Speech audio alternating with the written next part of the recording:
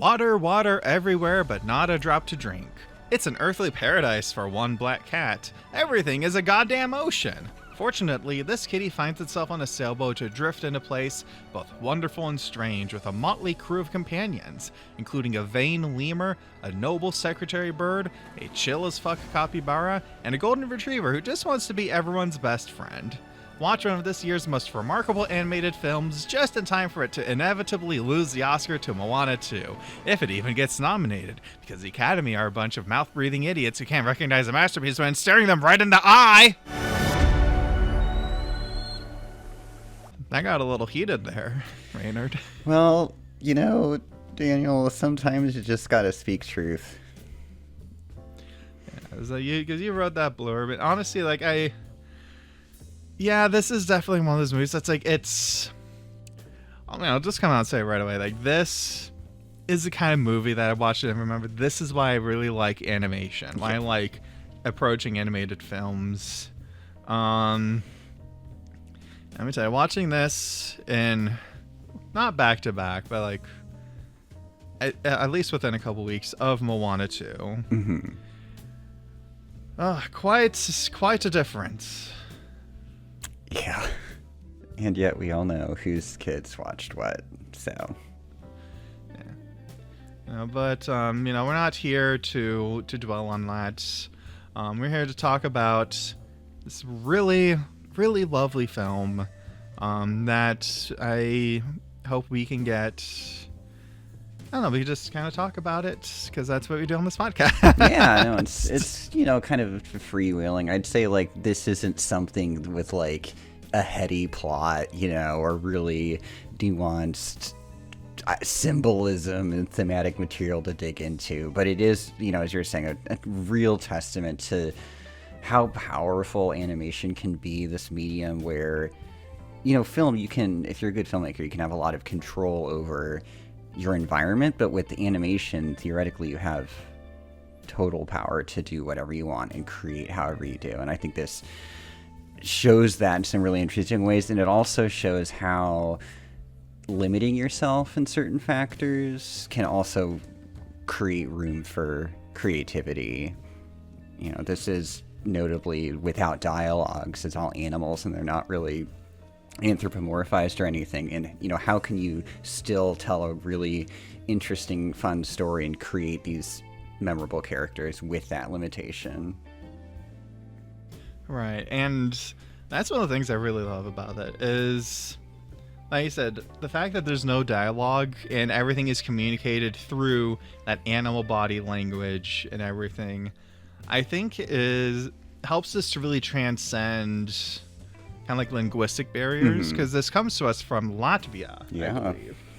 The Baltics. Yeah. And another thing that's really interesting, talking about not just the power of animation, but also, did you see what they used to make the movie?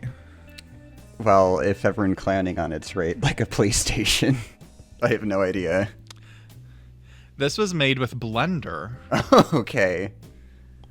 The free software that you can just go and access if you want. Well, apparently you can get a lot of mileage out of it. Yeah, and I was like, what? There's a lot of craft and skill on display here. Mm-hmm. I noticed that there was a lot of times where I was just like, wait a minute, this shot hasn't cut and it's been going for a while, and it's kept engaging for a while, and I was like, wait. And so I just started watching when I tried to notice when it would cut, and the camera would move, and there'd be so many just great. I'm struggling to even articulate it. Yeah, I think it's 1917 for kids. Oh my god.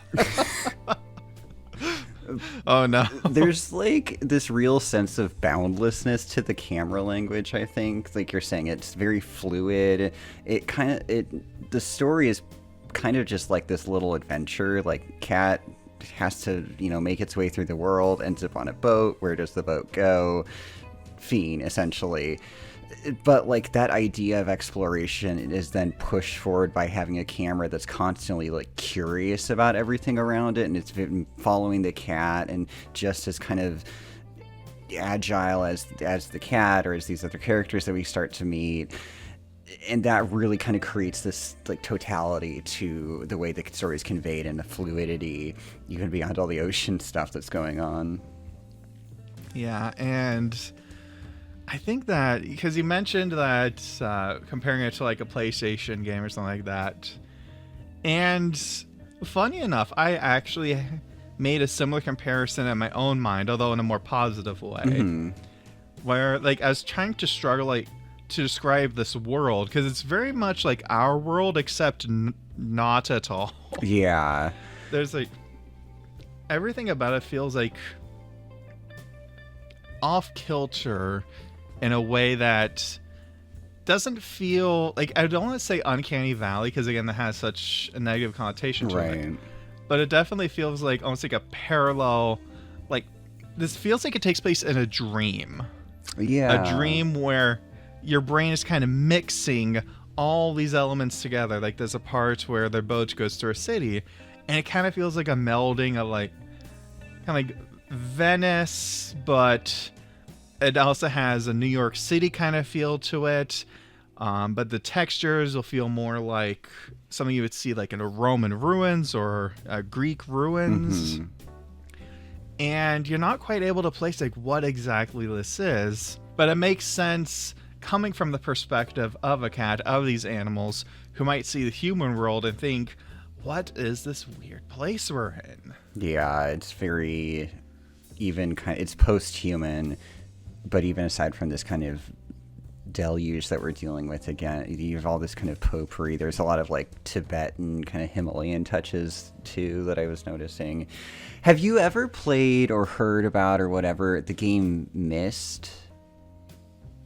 Myst. It sounds familiar. Myst with a Y. It's like a 90s point and click kind of thing.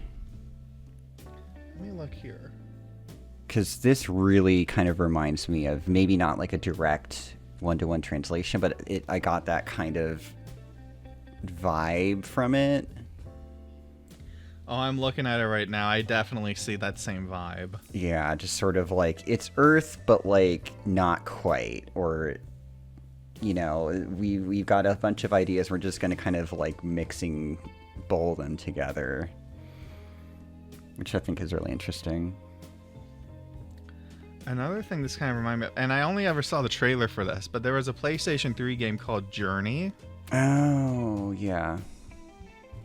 It was, again, that kind of just that vibe there, that aesthetic that I saw from the trailers. I was watching this movie, and I can't help but feel like this feels almost from the same cloth there. Mm-hmm.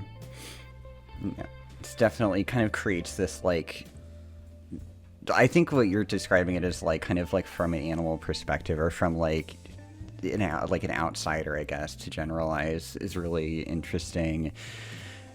And then it also kind of does create a little bit more freedom, like they're not bound to any rules that we have here. Like, of course, the like it seems like the cat kind of their person or whatever, and we don't know why everyone's gone, and it doesn't really matter. But like their person must have been like an artist or something, and they just have like a massive cat sculpture out front, which feels very on brand for a cat owner, but is also just totally ludicrous. It's the Lackadaisy Studio. It's the monument to the cats. Whatever cat's like, damn right, I deserve that. And it is interesting because we do know that humans exist in this world because they go past a statue of a human very specifically. But otherwise, like, and again, the cat at the beginning of the movie lives in a house. There's like, you see all the stuff that only a human can use. But we don't see any living humans throughout the whole movie. And outside of that one statue, it's just, again, it feels very dreamlike. It feels, again, like something that's inspired by our world, but not of our world. Yeah. Which I think just adds to the atmosphere even more. It's just like that sense of being in a place that feels a little bit magical. Yeah, and it can be wonderful. It can be completely beautiful to behold and emotional. It also feels dangerous. I think that the only rule of the story and of the world and of the film is that everything is constantly in a flux and everything is constantly moving, not forward, because there's this sense of chaos to it almost at points, but it's always something is happening and you're always kind of back on your heels a little bit in responding. Yeah, it feels like there's always because when the movie starts, we have like the big flood comes rushing through. Cat just barely escapes from it and retreats back to its house. And then it realizes, wait a minute, the water is still rising. It's still coming. It's not over yet. And so you constantly, you always have this thing in the back of your mind, like, oh, what's coming next? Like, I was so anxious through like 2/3 of this movie because it kept being this thing was like the cat was trying to get food, he couldn't get food, and now it's like, when is the cat gonna eat? When is the cat gonna eat? When is the cat gonna eat? I mean, that's 5 minutes after mealtime is late, to be fair, but it's just the peril of this movie feels so real. Yeah. Like, as I've been talking to people about the movie, tell them this is something that feels like it's really not made for kids. And I don't mean that in like a Disney Pixar, it is a kids movie, but also adults can enjoy it. No, this feels like specifically tailored for a more mature audience. Because I swear to God, there was a point in this movie where I thought they were going to make me watch that cat drown on that screen. And I was like, I will never forgive you if you do this. God. Oh my God. No, I was on tenterhooks throughout much of this, just like clenching my fists and hoping, even just like the food, the water constantly surging and flowing around, that kind of leviathan creature that sort of appears periodically throughout. It was just like, I had so much thalassophobia the whole time. It's like, no, not the ocean. I know. I think there's a part where like the capybara is like swimming up to get something, and then it sees the monster, just stops, and turns around and comes back. And it's like, same, man. Yeah. Same. No, it's very like, emotionally manipulative has like a negative connotation, but like this is very aware of what it's doing to you in that regard. Like, we start to like just basically pick up friends along the way, and this is all kind of about them learning to get along with each other, or at least initially tolerate one another.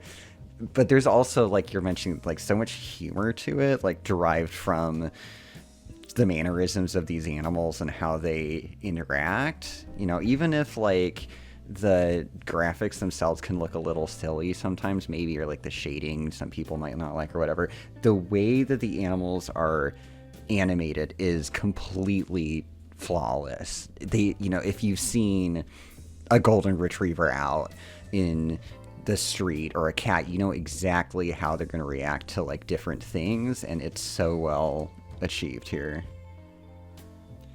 Yeah, and I think that because you're talking about like the way that it's telling the story and everything, I think it's really good at finding the right levers to pull at the right time. Because in the beginning of the story, when Cataclysm first happens, there's not a lot of humor because it's very much like, oh my God, what do we do? What do we do?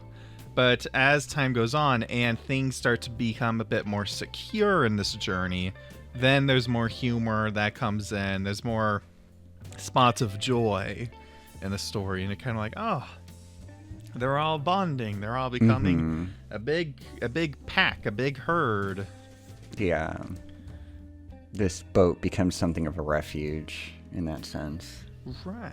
And I think one of the things that's really good is that the way they're able to characterize each animal in a way that, again, doesn't use any dialogue is really effective. really good and helps to keep the story going. Like those, there's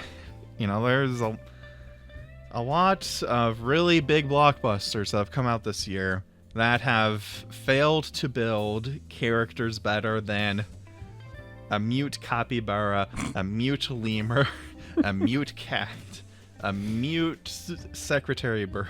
Mm-hmm. And right away, because again, we're talking about like the retriever and everything, and we see it as part of this big pack of dogs that's kind of antagonistic towards this cat, because of course.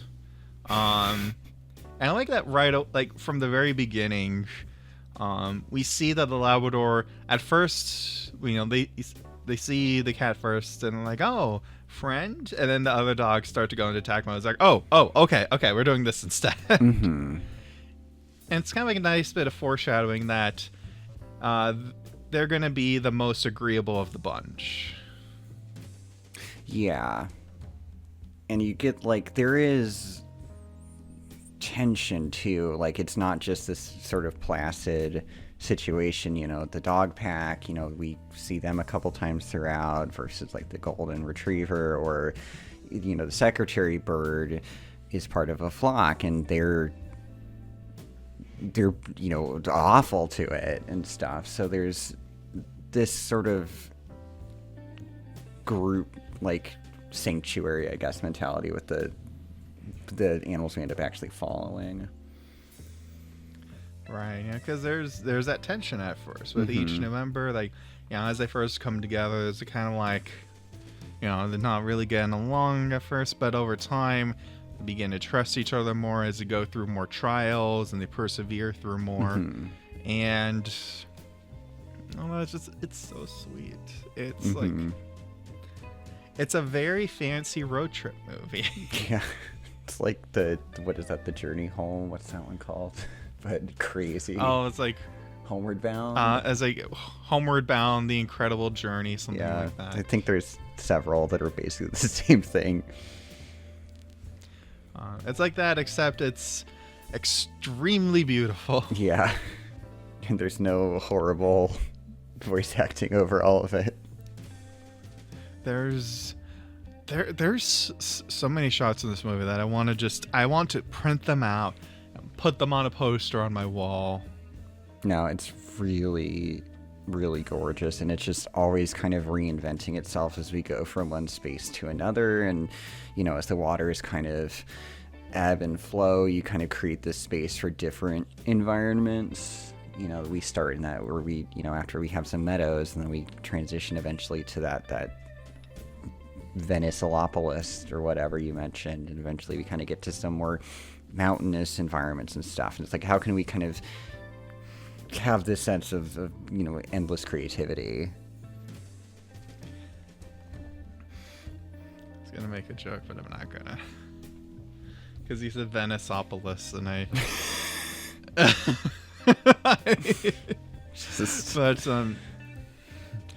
but my non-Emersonian mind just keeps.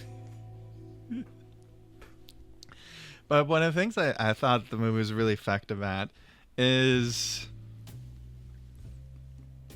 in a way, again, it kind of brings the comparison back to like a video game. But I like the way that you see like the big spires, and this is what they're all trying to reach.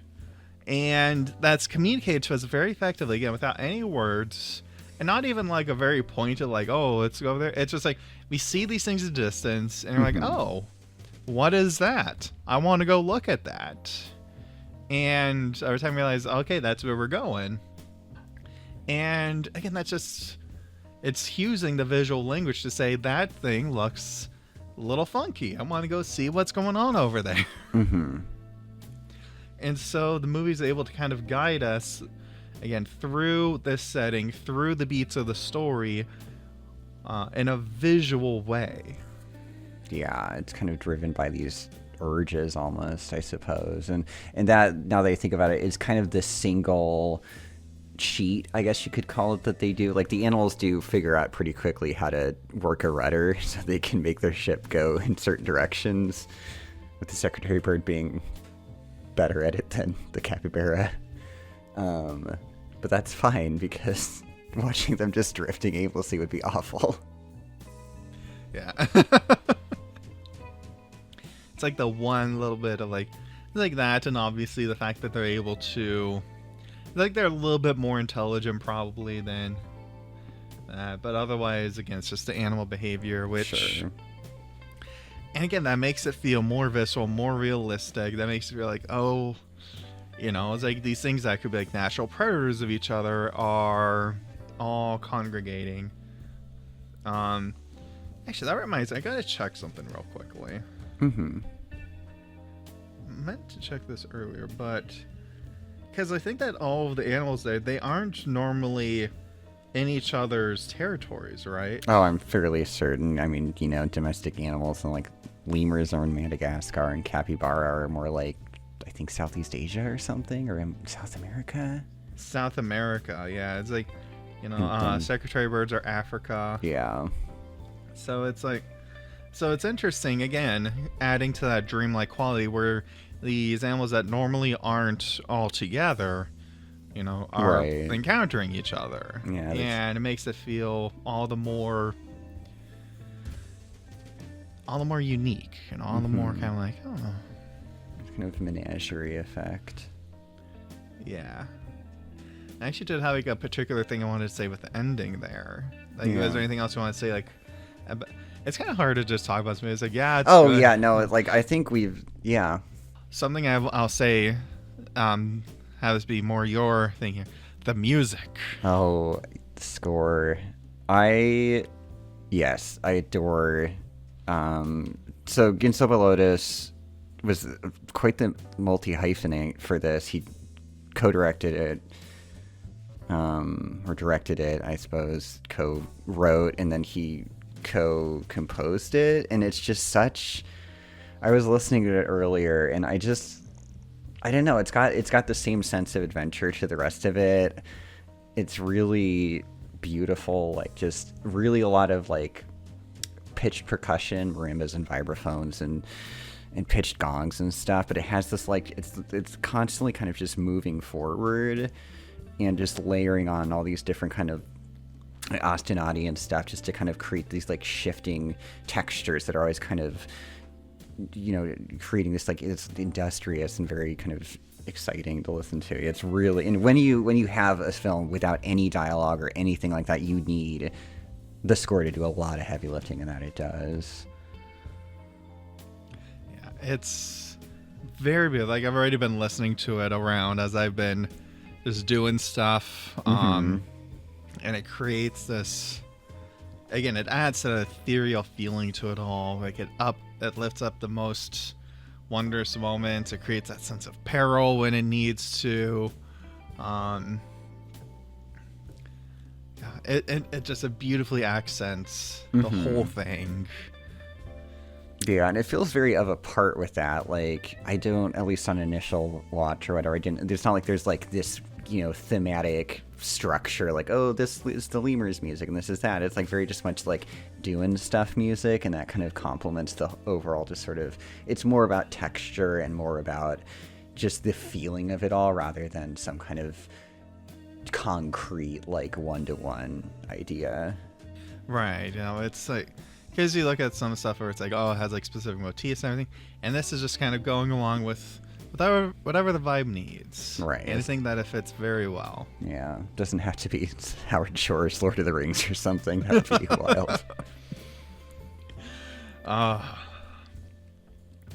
also have to say that I really liked, the narrative does this really nice kind of like full circle at the end. Where at the end, the water recedes and the cat, you know, like they're trying to like all get their bearings again, and the cat sees like a stampede of deer again, which had heralded the flood in the first place. And the cat is so terrified, like it bolts off away from its companions. And afterwards, it seems to feel very guilty about that. And there's this part where this felt so sad, where it's like it's looking because the beginning of the movie, it starts with the cat looking into its reflection in the water, being all alone, right? Mm-hmm. And once again, the camera kind of looks down to its reflection in the water, and the cat is alone, but it's a lot more sorrowful. But then the rest of its companions come up around it, and it's like, hey, it's okay. And then they all look into the water, and you see everybody reflected there with the cat. It's like the cat has friends. The cat has a family. It's so beautiful. No. Yeah, it's such a beautiful, simple way. Like, that's all you need out of the conclusion. It's just this idea of togetherness and belonging, I think, is like really kind of what it's going for. And I don't know, I think especially toward the end, and like you get a little bit of excitement from that because like there's a little bit of peril, like there's a group effort to like rescue the cat right before that, which is, you know, again kind of demonstrating this. And then we get the reiteration of, you know, kind of the visual contrast, I guess, of those first and last images. But like there's such a like elegiac quality to aspects of this that, right, you know, kind of towards this end stretch, there's this Leviathan that has been kind of, it seemed like it's a threat, ostensibly, like, oh, it's going to eat the cat, or oh, it's going to swamp the ship or whatever, you know. And when they initially, it's a sort of sense, it's a source of tension. But when we see it kind of later on, it breaches over the ship, and like we see it's kind of enthralling to look at in a strange way. It's revealed to be very kind of alien almost, you know, and strange looking. And then we see it one last time at the end, and it's been beached and is dying. And there's just something so... The fact that the film in that moment finds sympathy for it was really gutting to me, and just really beautiful. Especially in a post-Secretary Bird world where I was already crying. And to be fair, because like it did seem like, because earlier in the movie, the Leviathan did save the cat's life. Yeah, that too. And so it's like you get the idea. It's like, okay, it's not like a totally bad thing. Mm-hmm. It's like it's kind of scary, but you know, is it truly malicious, or is it benevolent? Is it just kind of in between?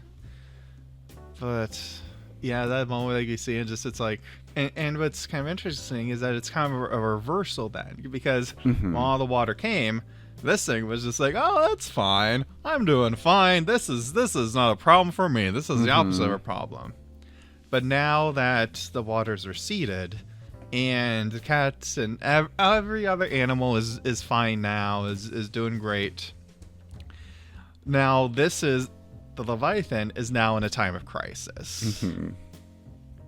And this time around, there's nothing that they can do to save it, because like, what are they gonna do? Cause another flood? Right. Yeah. It's a little bit of a flex. And it's kind of tragic because the cat is unable to help the Leviathan the way that it helped them. There's a lot of moments in this movie that are very, very melancholic. Very. It's like, I don't know, it kind of creates the idea through these like situations of being able to help another person, or being helpless, or feeling helpless. It kind of, as a whole, sort of comes together, kind of create this idea that like the world's a really complicated place. You know, there's a lot that's out of your control, but what you can do is like, you know, be good to those around you, and to have companionship and friendship, and that's something that is both valuable and helpful. Yeah, and like on the surface, it seems like kind of like a trite message. It's like, oh, when things are hard, you help each other out. But the emotions that it weaves to create that are more complex, that have more tones to them. You know, because, you know, we've been kind of like not really get into spoilers, and there's not a whole lot to spoil in this movie, admittedly, but they don't all make it through at the end. They're not all together at the end. And, you know, there's ups, there's downs, there's joys, there's sorrows, and I don't know, it's very multifaceted, very, very beautiful movie. I have a feeling that this is very likely going to be like my favorite of the year. I've heard some good things about. Let me look this up real quickly. Let's see. There's something that's like snail animated movie, not Turbo. Memoir of a Snail. I need to see that. Oh, yeah, I haven't seen that. Because I've heard that's good, but yeah, this but Flo, want to make this because it's in theaters right now, and you should go see it. You should go see it in the theaters right now, please. If you had to pick one animated movie to watch this month, it should be Lord of the Rings: War of the Rohirrim. God, I don't even know if I want to see God, it, honestly. that looks so mid. But no, definitely Flow, super highly recommend. Yeah, it's an excellent movie. Got anything else to add on there, Reynard? Nothing really. Yeah, I had so great. It's a great time. That's the thing with these movies, where it's like it's so good that's kind of hard to just be like, yeah, it's good. Yeah. But yeah, thank you so much for joining me tonight. Thank you all for joining us here on the podcast. If you want to see more of us, I'm Daniel Goldhorn on YouTube. And I'm Reynard/Cinema on Tumblr. And we catch you all next time. You take care. Bye.